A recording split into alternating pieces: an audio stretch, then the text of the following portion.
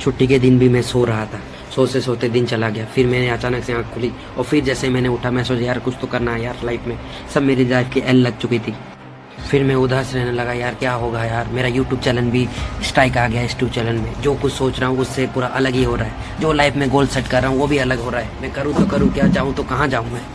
फिर मैंने सोचा जो होता है लाइफ में अच्छे के लिए ही होता है लाइफ में, लेकिन जो भी टारगेट मैं अचीव करना चाहता हूँ वही टारगेट में बहुत ही रुकावटें आ रहे हैं और मैं आगे नहीं बढ़ा। फिर मैं सोचा चलो बाहर जाते हैं। फिर मैंने लगाई कुंडी और फिर मैं बाहर की तरफ चल निकला। फिर जाते जाते मैं बैल्कनी में थोड़ा मैं हवा थोड़ी सांस ले लूँ। फिर सैस में बैल्कनी में लेते लेते देखा तो अरे एक साइड में मेरे को भाभी मिली। फिर मैंने अपने भाभी को बोला हाय भाभी कैसी हो, बोलते हो ठीक हो भैया।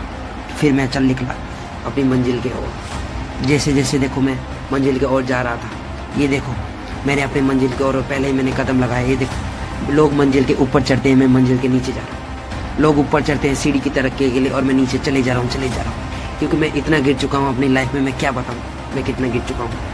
मैं अपने गेट के बाहर जाता हूँ, गेट के देखो देखो ये देखो इतना बड़ा तालाब देखा अपने गेट के ऊपर।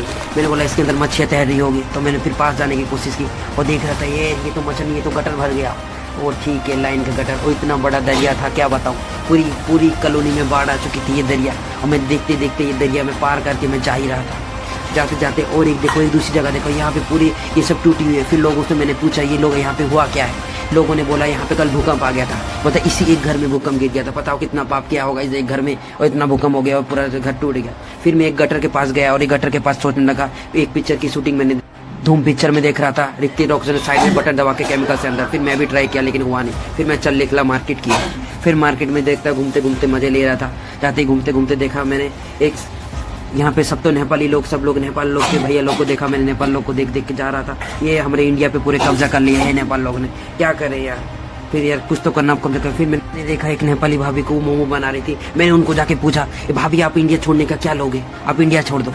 फिर उन्होंने बोला मैंने ठीक है एक तलो मोमो ही खिला दो। फिर उन्होंने मोमो धरा चिकन मोमो, जैसे ही उसने मुझे दिया चिकन मोमो, मैंने चिकन मोमो का आनंद उठाने के लिए कोशिश किया। ये देखो चिकन बताऊंगा।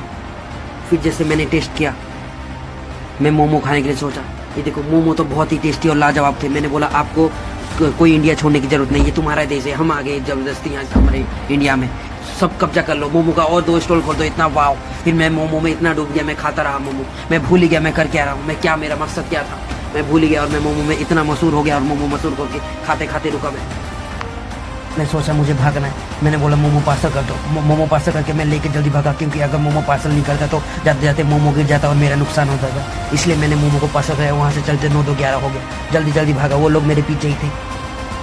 आज तो मज़ा आ गया, मोमो लूट के आ गया। फिर मैं चलने लगा दूसरी तरफ। फिर जाते जाते देखो यहाँ पे गैस भर रहे थे। मैंने बोला मेरे पेट में भी बहुत गैस हो रही है। फिर भैया ने भगा दिया मुझे। कौन है, कहाँ से आते हैं? भगा दिया मुझे।